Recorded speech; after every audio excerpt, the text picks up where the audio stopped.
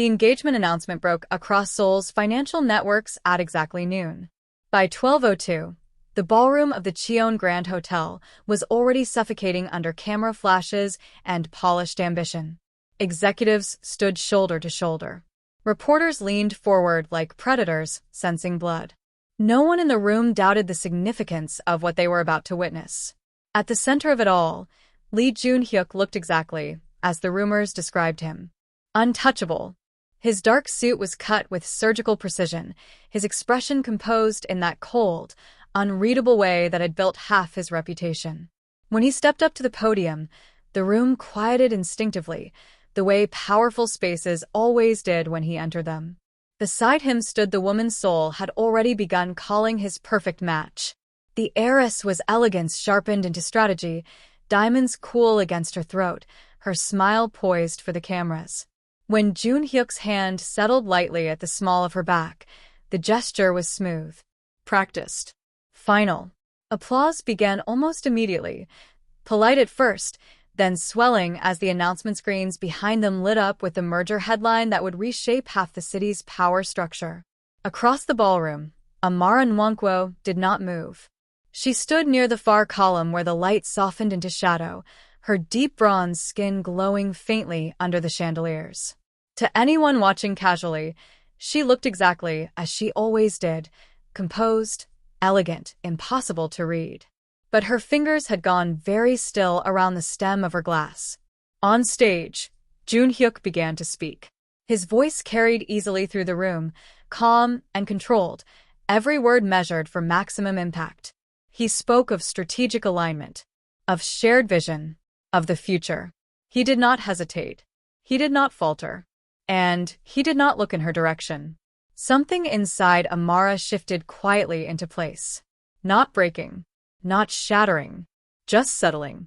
3 months ago, he had stood much closer than this, his voice lower, his promises softer. 3 months ago, the future he described had not included another woman at his side. Around her, the whispers had already started. Cheon Group just became untouchable. He chose perfectly. She was never part of the long game anyway. Amara lifted her chin slightly. Still calm. Still silent. But her eyes, dark and steady, remained fixed on the stage as Joon-Hyuk reached for the heiress's hand, this time fully, deliberately, and the cameras exploded in a frenzy of white light. That was the moment the fracture truly began. Not loud enough for the room to hear. Not visible enough for the headlines to catch. But deep enough that when the first cracks later appeared in Lee Joon-Hyuk's empire, the consequences would not be small. And somewhere beneath the thunder of applause, the woman he had just left behind quietly stopped waiting. 3 months earlier, the rain had been softer. Not the sharp, cold rain Seoul was known for, but a quiet, steady fall that blurred the city lights into something almost gentle. It was the kind of night that made ordinary people slow down. Lee Joon-Hyuk did not slow down. His office was dim except for the glow of the skyline behind him, hands resting loosely against the edge of his desk, posture as controlled as ever. Anyone else might have mistaken the silence in the room for calm. Amara knew better. She stood a few steps away, elegant even in stillness, her dark eyes fixed on him with a patience that had once unsettled far more powerful men. Between them sat 2 untouched glasses of wine and a conversation that had already gone too far to be repaired. "You're very quiet tonight," she said gently. Joon-Hyuk's gaze shifted to her, unreadable. "There are decisions that require silence," he replied. "Not cold. Not yet. But careful." Amara studied him for a long moment. Over the past year, she had learned the language behind his restraint, the subtle tightening of his jaw, the way his fingers stilled when his mind was already 5 moves ahead. Tonight, the distance between them felt measured. "You've already decided," she said softly. It wasn't a question. For the briefest second, something flickered across his expression. Regret, perhaps. Or calculation winning over it. "The Cheon Alliance secures the eastern routes," he said instead. "It stabilizes the board. Business language. Strategic language. Not the language of a man speaking to the woman who had stood beside him long before Seoul's elite started whispering his name with caution. Amara's fingers folded neatly in front of her. No shaking. No visible hurt. Just that same quiet composure she wore like armor. "And where," she asked calmly, "do I fit into this strategy?" The silence that followed was answer enough. Joon-Hyuk exhaled slowly, gaze drifting past her toward the rain-streaked glass. "You were never meant to be exposed to this level of conflict." Careful words. Gentle words. But the meaning landed clean and sharp. Amara felt it. The precise moment something inside her shifted. Not breaking. Never breaking. Just rearranging. "I see," she said. She reached for her clutch with smooth, unhurried grace. No accusations. No raised voice. The quiet dignity of it made something tighten almost imperceptibly in Joon-Hyuk's chest. When she stepped toward the door, her heels were soft against the marble. Halfway there, she paused. "Lee Joon-Hyuk," she said quietly. He looked up. For the first time that night, their eyes met fully. There was no anger in hers. No pleading. Only clarity. "I hope," Amara Nwankwo said with gentle finality, "your calculations account for everything." Then she turned and walked out into the rain without waiting for his answer. Behind her, the most controlled man in Seoul remained very still. And for the first time in a long while, Lee Joon-Hyuk was not entirely certain he had just made the winning move. The wedding was everything Seoul's elite expected it to be. Flawless. Calculated. Impossible to ignore. White orchids cascaded from crystal stands across the private hall of the Cheon estate, their scent light but deliberate. Nothing in this room had been chosen without strategy behind it. Even the guest list read like a map of power. Politicians, financiers, old family names that rarely appeared in public unless something permanent was being decided. At the center of the room, Lee Joon-Hyuk stood perfectly composed. If there were doubts, they did not show on his face. Beside him, the bride was exactly what the city had predicted. Cheon Ji-yeon wore elegance like a second skin, her ivory gown cut with sharp, modern precision. She was not the soft, blushing type the tabloids liked to romanticize. Her smile was controlled, her gaze clear, her posture unmistakably that of a woman who understood the value of this union down to the last decimal point. Power recognized power. When their hands met for the formal photographs, the room seemed to settle into quiet approval. Around the hall, whispers moved like silk. Cheon Group and Lee Holdings untouchable now. He secured the cleanest route into international markets. A perfect match. Joon-Hyuk heard every word, and for the first time in months, the pressure that had been tightening invisibly around his empire began to ease. The eastern routes would stabilize. Regulatory eyes would soften.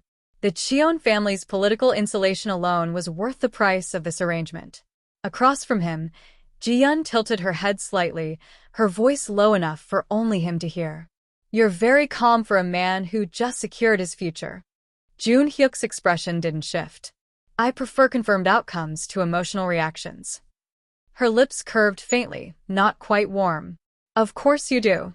The ceremony proceeded with smooth, almost clinical precision. Vows spoken. Documents signed. Cameras flashing in controlled bursts. It was less a wedding and more a carefully executed merger, wearing ceremonial white. Still something in the room felt faintly off. Small things. Easy to miss. The way Ji-yeon's father watched the proceedings with eyes that calculated more than celebrated. The way the Cheon legal team remained unusually close to the stage even after the contracts were finalized. The way Ji-yeon's smile never quite reached her eyes when the photographers asked them to stand closer. Red flags. Subtle. Quiet. But present. Joon-Hyuk noticed them. He simply did not consider them threats.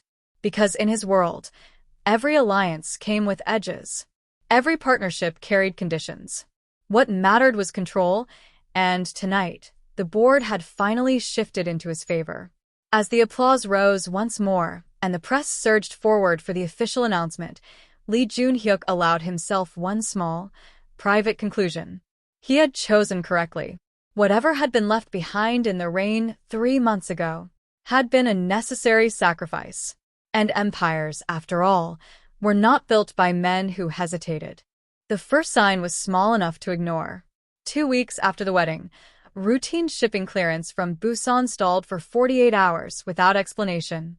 By the third day, the delay was quietly resolved, the paperwork stamped and released with polite apologies from the port authority. On the surface, nothing had happened. But Lee Joon-Hyuk did not build an empire by trusting surfaces. He stood at the floor-to-ceiling window of his office.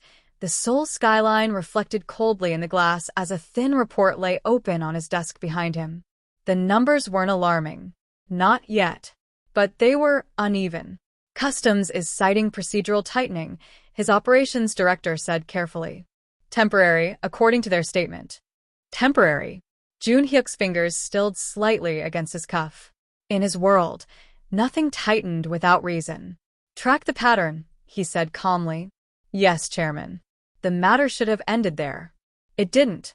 Within the month, 3 minor regulatory reviews surfaced across Lee Holdings' secondary divisions. Nothing aggressive.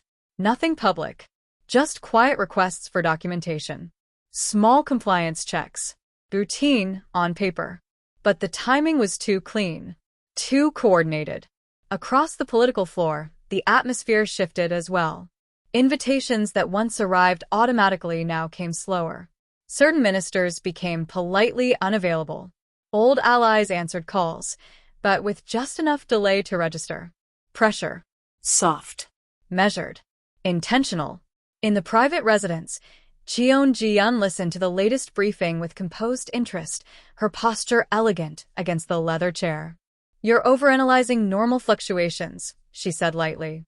Regulators tighten every fiscal quarter. Joon-Hyuk's gaze rested on her for a moment too long. She met it without flinching. Cool. Controlled. Untouched. Your family's channels remain open, he asked. Of course, Ji-yeon replied smoothly. The Cheon name still carries weight in this city. Still. The word lingered faintly in the air. Across the table, his legal director shifted almost imperceptibly. Another week passed. Then another irregularity surfaced, this time in a financing approval that should have cleared automatically under Cheon backing. It wasn't denied, just delayed. Again. Again. Again. By the time the third postponement arrived, the unease inside Lee Holdings had begun to spread quietly through the upper floors. Meetings ran longer. Voices lowered. Eyes watched the market feeds more carefully than before. Nothing was collapsing. But the air had changed. Late one evening, as the city lights burned low beyond the glass, Joon-Hyuk finally closed the latest report and leaned back slightly in his chair. Across from him, Ji-yeon remained composed, fingers lightly folded in her lap. You said the Cheon network would stabilize external pressure, he said mildly. Her smile was flawless. Stability, she replied, is never immediate. A careful answer. Too careful. For the first time since the wedding, something cold and precise began to shift in Lee Joon-Hyuk's calculations. Because the board was still under control. The numbers were still holding. The empire was still standing. But somewhere beneath the polished surface of Seoul's elite machinery, pressure had begun to build. And it was moving far too quietly to be accidental. Across the city, far from Lee Holdings' tightening boardrooms, Amara Nwankwo was not thinking about Seoul's whispers. She was working. The office overlooking the Han River was modest by elite standards, but nothing about the woman seated at the long glass table suggested anything temporary. Files were arranged with quiet precision.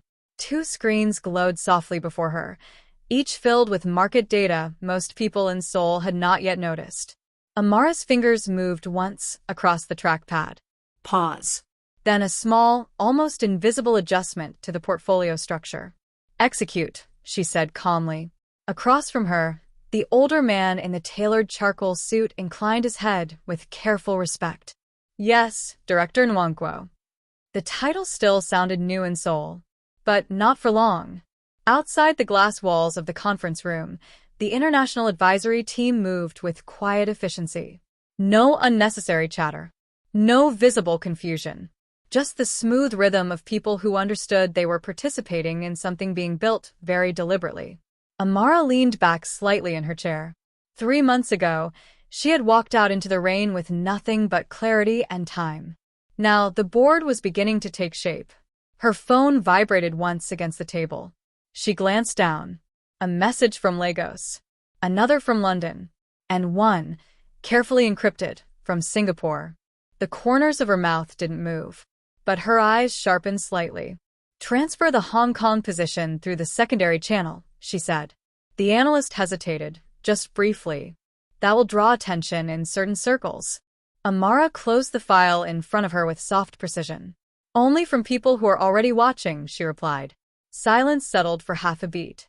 Then the analyst nodded slowly and turned back to his screen. Across the global markets, the shift was subtle enough to avoid headlines. A quiet acquisition here. A strategic withdrawal there.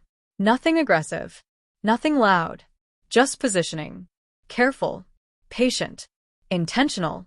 Later that evening, as the Seoul skyline burned gold beyond the glass, a familiar name appeared briefly on one of the monitoring feeds across the table. Lee Holdings. Amara's gaze rested on it for exactly 2 seconds. No longer. She did not reach for the keyboard. She did not comment. But the senior advisor beside her noticed the stillness. "Is there a concern, Director?" he asked carefully. Amara lifted her eyes, calm and unreadable. "Not yet," she said softly. And then she returned her attention to the international board. But somewhere, beneath the smooth surface of Seoul's shifting power structure, a new player had already taken her seat.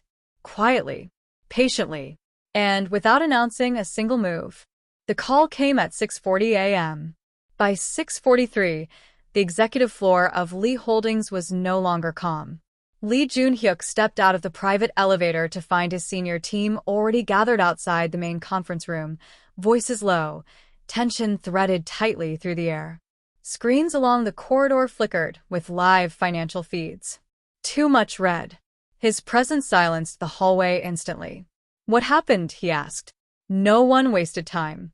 The Financial Supervisory Service issued an emergency review order at opening bell, the legal director said, sliding a tablet into his hand. "They're reopening the cross-border compliance file from last year." Joon-Hyuk's eyes moved once across the screen. Then again. Slowly. "That file was cleared," he said. "It was," the director confirmed carefully. "Until this morning." Inside the conference room, the damage became clearer by the minute.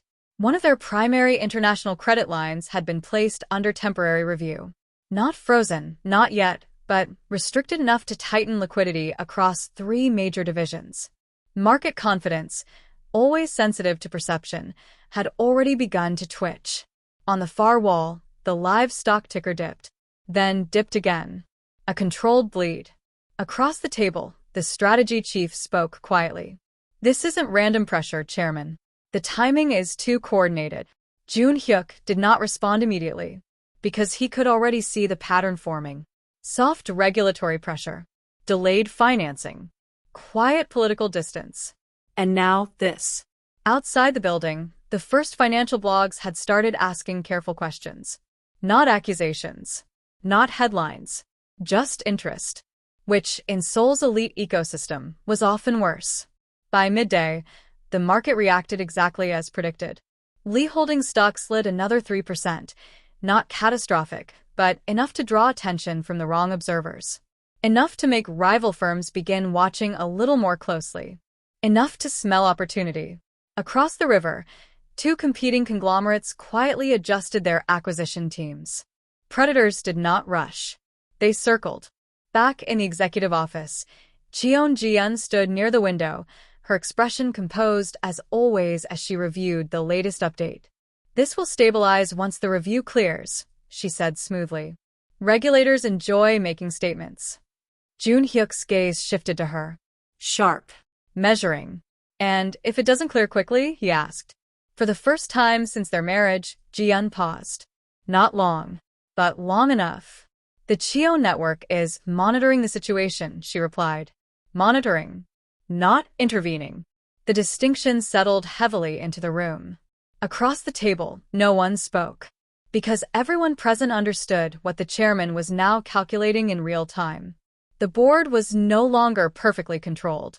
The pressure was no longer theoretical. And somewhere beyond the glass walls of Lee Holdings, the first real cracks in Lee Joon-Hyuk's empire had finally begun to show.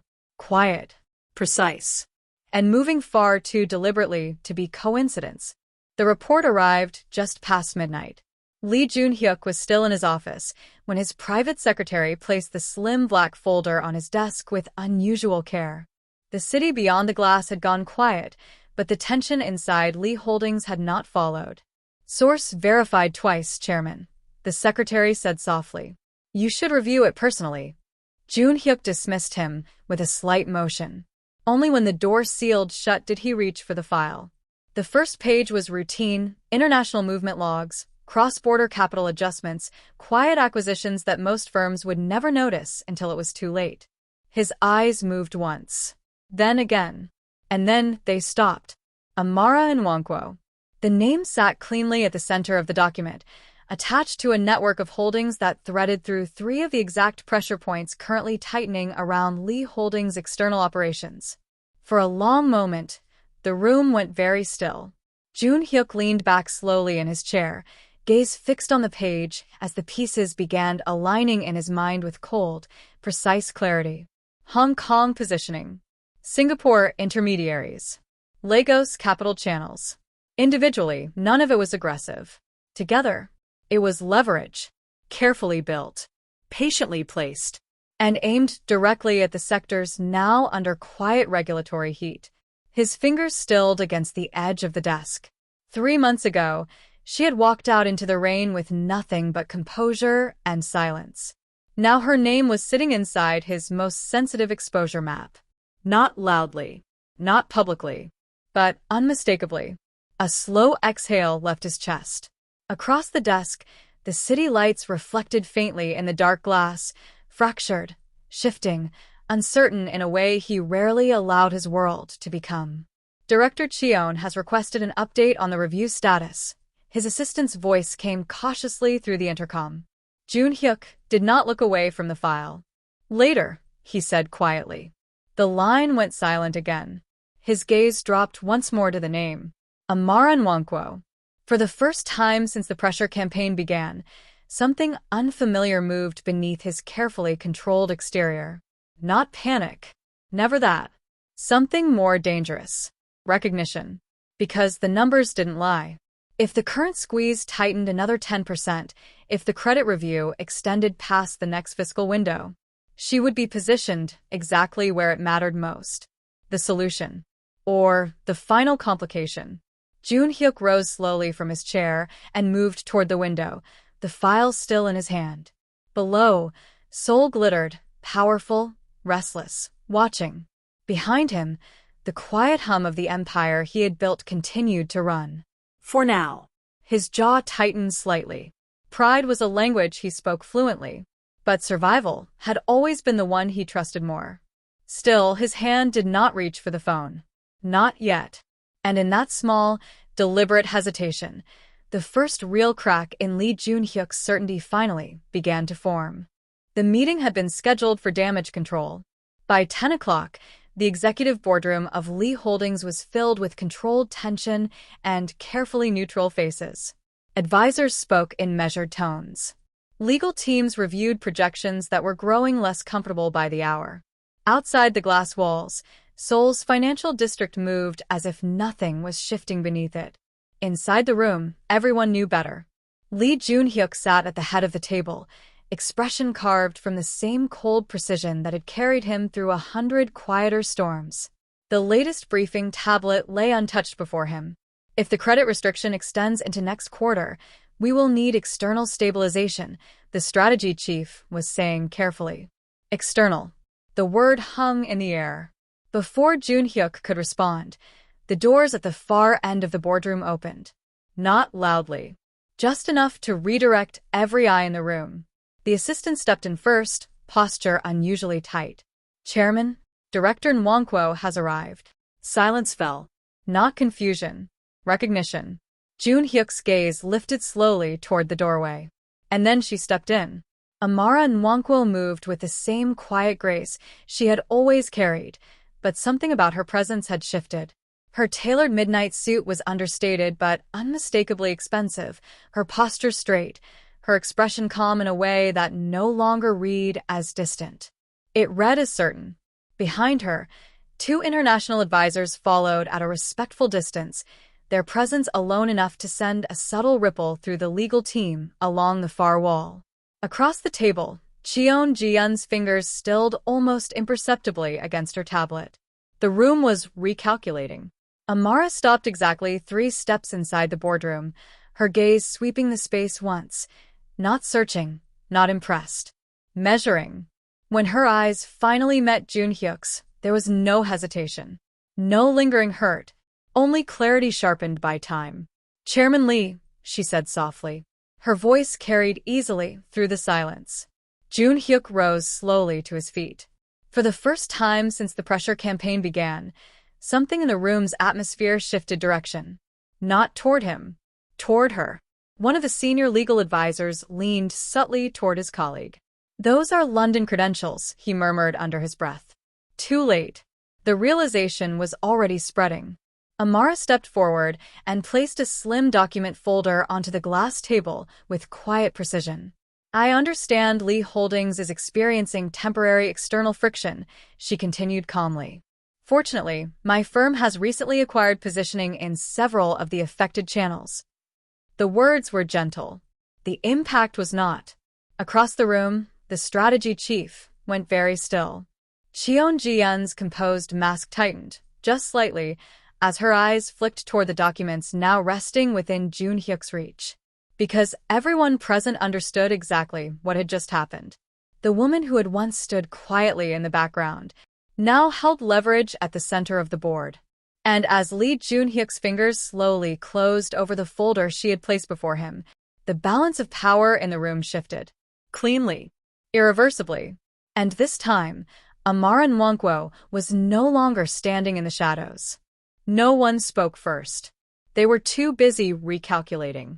The documents Amara had placed on the table lay open now, their contents spreading through the room in a slow, unmistakable wave of realization. Hong Kong liquidity channels. Singapore backdoor clearances. Lagos capital bridges. Not speculation. Position. Lee Joon-Hyuk read the final page once more before setting the folder down with careful precision. When his gaze lifted to Amara again, it was sharper now. More focused. "You moved quickly," he said. Her expression did not change. "I moved early," Amara replied softly. Across the table, the strategy team remained perfectly still, caught between the instinct to speak and the certainty that this conversation was no longer theirs to lead. Joon-Hyuk leaned back slightly in his chair, studying her with the same measured intensity he once reserved for hostile acquisitions. "What exactly are you offering, Director Nwankwo?" No warmth. No familiarity. Only business. Amara inclined her head a fraction, as if she had expected nothing less. "Stabilization," she said calmly. "Selective credit relief. Regulatory insulation through my international partners. Enough to stop the external pressure from tightening further." A quiet ripple moved through the legal team. It was exactly what Lee Holdings needed, which made the silence that followed even heavier. Joon-Hyuk's fingers tapped once against the armrest, the smallest tell of the calculations moving behind his eyes. "And your terms?" he asked. There it was. Across the room, Cheon Ji-yeon's gaze sharpened, her posture still elegant but no longer entirely relaxed. Amara did not rush her answer.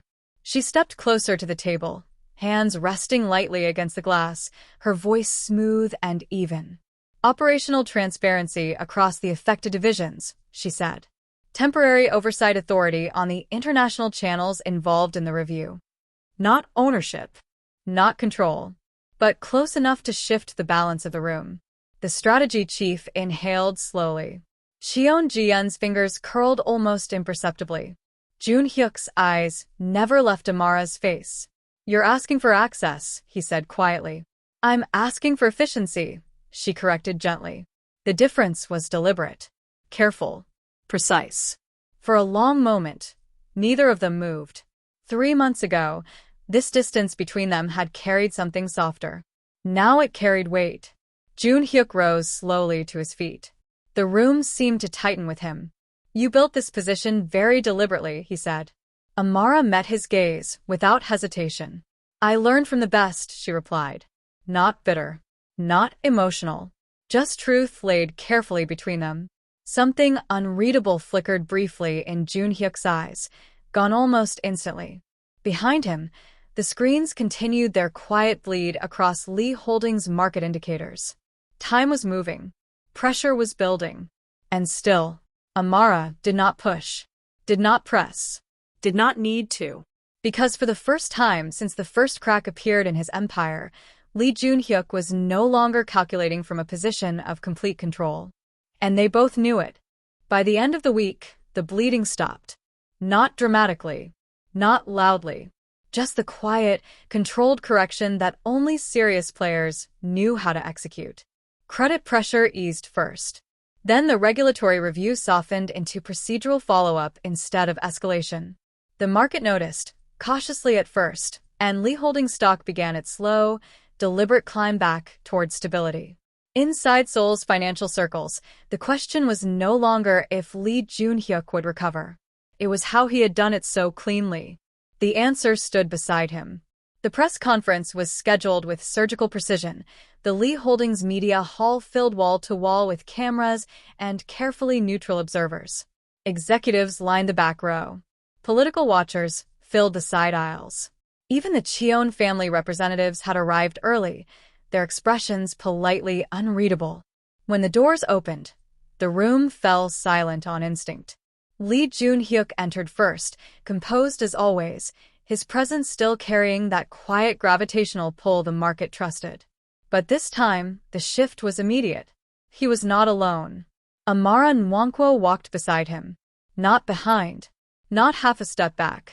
Beside. The subtlety of the positioning did not go unnoticed.